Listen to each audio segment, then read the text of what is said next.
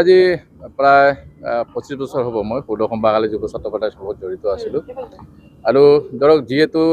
জাতীয় সংগঠনৰ লগত জড়িত আছিলোঁ অসমৰ একদম চুকে কোণে আমি ঘূৰি পাইছোঁ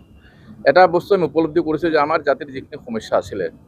এই সমস্যাখিনি কোনো স্থায়ীভাৱে সমাধান কৰিবলৈ চেষ্টা কৰা নাছিল এই সমস্যাবোৰ কথা কৈ বহু মানে আমাৰ বিধায়ক হ'ল মন্ত্ৰী হ'ল নিজৰ সা সম্পত্তি গঢ়িলে কিন্তু আমাৰ মানুহখিনি যি সমস্যাই থাকি গ'ল এই মুখ্যমন্ত্ৰীৰ লগত আমি যিমানবাৰ বহিছোঁ আমি যিমানবাৰ আমাৰ সমস্যাবোৰ তেওঁৰ সন্মুখত উপস্থাপন কৰিছোঁ আমি সদায় তেওঁৰ পৰা পজিটিভ এটা মেছেজ আমি পাইছোঁ আৰু লাহে লাহে আমাৰ এই সমস্যাবোৰ সমাধান হ'বলৈ গৈ আছে যিহেতু সংগঠন কৰিছোঁ এতিয়া বৰ্তমানে আকৌ সংগঠনৰ পৰা অব্যাহতি লৈছোঁ ৰাইজৰ লগত থাকিব লাগিব অসমৰ সুৰক্ষাৰ কথা চিন্তা কৰিব লাগিব গতিকে উপযুক্ত মঞ্চ আমি ভাৰতীয় জনতা পাৰ্টিৰ ফালে অনুভৱ কৰোঁ আৰু মই একচুৱেলি স্কুলীয়া জীৱন মই অখিল ভাৰতীয় বিদ্যাশ্ৰী পৰিষদৰ লগত জড়িত আছিলোঁ কলেজৰ জীৱনত মই ABPৰ পৰা লংকা মহাবিদ্যালয় ছাত্ৰ কথা কোৱাত দুবাৰ মই নিৰ্বাচনত প্ৰতিদ্বন্দ্বিতা কৰিছোঁ জয়ী হৈছোঁ GS হৈছোঁ আৰু BJP সম্পৰ্কে মোৰ ধাৰণা আগৰ পৰাই আছিলে মই ভাবোঁ বহুতে কয় BJP ৰাজনৈতিক দল ভাৰতৰ সৰ্ববৃহৎ ৰাজনৈতিক দল কিন্তু মই কিন্তু BJPক অকল ৰাজনৈতিক দল বুলি মই নাভাবোঁ কাৰণ আমি ভাবোঁ যে যিদৰে আমাৰ বৰ্ডাৰবোৰত আমাৰ সৈন্যসকলে আমাৰ যিসকলক আমি সদায় ৰেচপেক্ট কৰোঁ তেওঁলোকে আজি নিজৰ সকলো সা সুবিধা সকলোখিনি ত্যাগ কৰি কষ্ট কৰি আমাক যিদৰে সুৰক্ষা দি আছে ভাৰত মাতৃক সুৰক্ষা দিয়াৰ কাৰণে যিদৰে তেওঁলোকে অহৰহ চেষ্টা কৰি আছে তদ্ৰুপ ভাৰতীয় জনতা পাৰ্টীৰ যিসকল সদস্য আছে যিসকলক হয়তো আমি হয়তো বহুতে চিনি নাপাওঁ তেওঁলোকে একো পোৱাৰ আশাৰে নহয় তেওঁলোকে না বিধায়ক হ'ব বিচাৰে না মন্ত্ৰী হ'ব বিচাৰে না তেওঁলোকে কিবা পাৰিষদ হ'ব বিচাৰে নে কোনোবা সদস্য হ'ব বিচাৰে তেওঁলোকে অকল আমাৰ ভাৰতীয় সভ্যতাক ৰক্ষা কৰাৰ কাৰণে তেওঁলোকে অহৰহ চেষ্টা কৰি আছে যাৰ বাবে মই আজি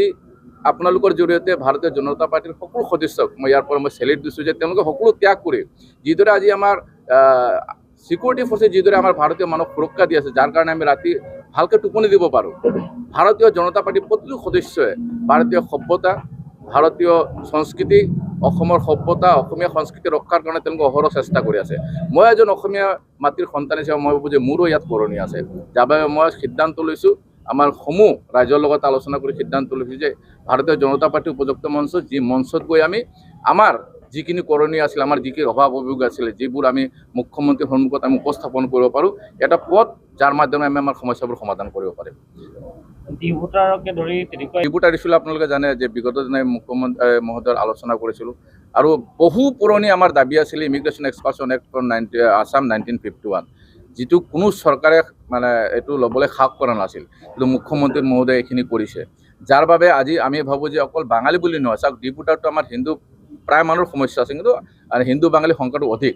আৰু আমি আৰু এটা বস্তু দেখিছোঁ যে মুখ্যমন্ত্ৰীয়ে সদায় কৈ থাকে যে আমি অসমক ভাৰতৰ 5খন ৰাজ্যৰ মাজত এখন ৰাজ্য কৰিব বিচাৰোঁ ভাৰতীয় জনতা পাৰ্টীও চেষ্টা কৰি আছে আমি ভাবোঁ যে এই এজন এনেকুৱা মুখ্যমন্ত্ৰী যাৰ সন্মুখত যে আমাৰ সমস্যাবোৰ সঠিকভাৱে উপস্থাপন কৰিব পাৰোঁ 100% আমাৰ সমস্যাবোৰ সমাধান কৰাৰ তেওঁ ৰাস্তা তেওঁ নিশ্চয় ওলাই দিয়ে এই কথা আমি বহু ক্ষেত্ৰত চাইছোঁ আজি ডিটেনশ্যন কেম্প লৈ বহুতে হাল্লা চিল্লা কৰি আছে আপোনালোকে জানে যোৱা মুখ্যমন্ত্ৰীৰ লগত সাক্ষাৎকাৰৰ পিছত আমি যেতিয়া নিজে ফিজিকেলি গৈ আমি এটেণ্ড কৰিলোঁ ভিজিট কৰিলোঁ আমি দেখিলোঁ মাত্ৰ এজন হিন্দু বাঙালী মানুহ আছে আৰু তাৰপিছতো মুখ্যমন্ত্ৰী মহোদয়ৰ লগত মই আলোচনা কৰিছোঁ অতি সোনকালে এই মানুহজনক মোকলাই দিয়াৰ কাৰণে মুখ্যমন্ত্ৰী মহোদয়ে ব্যৱস্থা গ্ৰহণ কৰিব গতিকে আমি ভাবোঁ যে অকল আমাৰ ডিভোটাৰ ইছ্যু নহয় চাওক অসমটো বাচি থাকিলে অসমীয়া জাতিটো বাচি থাকিলে আমি ইয়াত যিমানখিনি জাতি জনগোষ্ঠী আছে আমি সকলোৱে বাচি থাকিব পাৰিম ইয়াৰ বাবে যিটো বিজেপিয়ে কাম কৰি আছে মই ভাবোঁ এজন মানে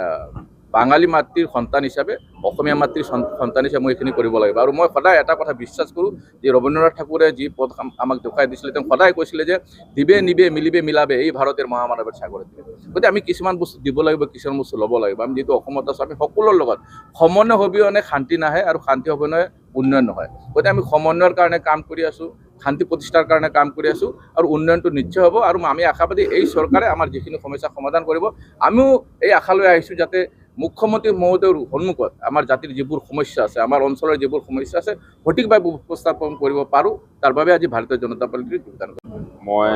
আনুষ্ঠানিকভাৱে ভাৰতীয় জনতা পাৰ্টীত যোগদান কৰিম ইতিমধ্যে 8 পৰা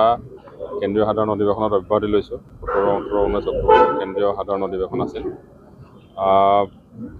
সামাজিক ক্ষেত্ৰত কাম কৰি আছিলোঁ আৰু নিশ্চিতভাৱে ৰাজনৈতিক ক্ষেত্ৰখনত ভাৰতীয় জনতা পাৰ্টীক মানে একক অনন্য বিকল্পহীন বুলি ভাবোঁ বৰ্তমান অসমত যাৰ কাৰণে ভাৰতীয় জনতা পাৰ্টীত যোগদান কৰাৰ সিদ্ধান্ত ল'লোঁ আৰু যিটো জনগোষ্ঠীৰ পৰা আহিছোঁ সেইটো জনগোষ্ঠী যথেষ্ট শিক্ষিত দীৰ্ঘদিনৰ পৰা আচলতে জনগোষ্ঠীটোক খুব বেছি ৰাজনৈতিকভাৱে ব্যৱহাৰ কৰা হ'ল সমস্যাবিলাক সমাধান কৰা নহ'ল আচলতে, ভোট বেংক কৰিয়ে ৰখা হ'ল। ডক্টৰ হিমন্ত বিশ্ব শৰ্মাৰ নেতৃত্বৰ যিটো কাৰ্যকাল, সেই কাৰ্যকালটোত আচলতে জনগোষ্ঠীটোৰ কাৰণে আন্তৰিকতাৰে কিছু কাম কৰিলে, যাক লৈ নিজে এজন চাহ জনগোষ্ঠীয় যুৱক হিচাপে আৰু চাহ জনজাতি ছাত্ৰ সন্থাৰ নেতৃত্বত থকা হিচাপে আমি যিবিলাকক লৈ আচলতে আন্দোলন কৰি আছিলোঁ দীৰ্ঘদিনৰ পৰা, প্ৰতিবাদী এটা সত্তাৰে কাম কৰি আছিলোঁ, তো দেখিছোঁ যে সেই সমস্যাবিলাক সমাধানৰ পথ প্ৰশস্ত হৈছে। খুব আন্তৰিকতাৰে কাম কৰিছে ডক্টৰ হিমন্ত বিশ্ব শৰ্মা ডাঙৰীয়াই, আৰু যাৰ কাৰণে ভাবিছোঁ যে দলত আহি সেইসমূহ কামৰ যদি আমিও অকণমান সহযোগ আগবঢ়াব পাৰোঁ, ৰাইজৰ কাৰণে কিবা এটা আমিও দলৰ ভিতৰত থাকি সহায় কৰিব পাৰোঁ, তেনেকুৱা এটা মানসিকতাৰে আহিছোঁ। আৰু ভূমিপট্টা প্ৰদানৰ সিদ্ধান্তটো আচলতে আমাৰ কাৰণে খুব অত্যন্ত এটা আৱেগিক সিদ্ধান্ত। ২০০টা বছৰ আমি ভূমিহীন আছিলোঁ, গোটেই জনগোষ্ঠীটো। আমাৰ কোনো ঠিকনা নাছিল, মানুহখিনি অসমৰ বাহিৰৰ পৰা আহিছিল, তেওঁলোকক আচলতে ফ'ৰ্চফুলি মাইগ্ৰেট কৰা হৈছিলে, তেওঁলোকে নিজেও অহা নাছিলে, ব্ৰিটিছৰ আমোলত ফ'ৰ্চফুলি মাইগ্ৰেট কৰা হ'ল। আৰু তাৰ পৰৱৰ্তী সময়ৰ এই সমস্যা আচলতে খুব দুখ যন্ত্ৰণাৰ সমস্যা। তেওঁলোকক বাগিচাৰ কোৱাৰ্টাৰটোৰ পৰা ইচ্ছা কৰিলে মেনেজাৰে খেদি দিব পাৰে, নটিছ এখনতে তেওঁলোকৰ মানে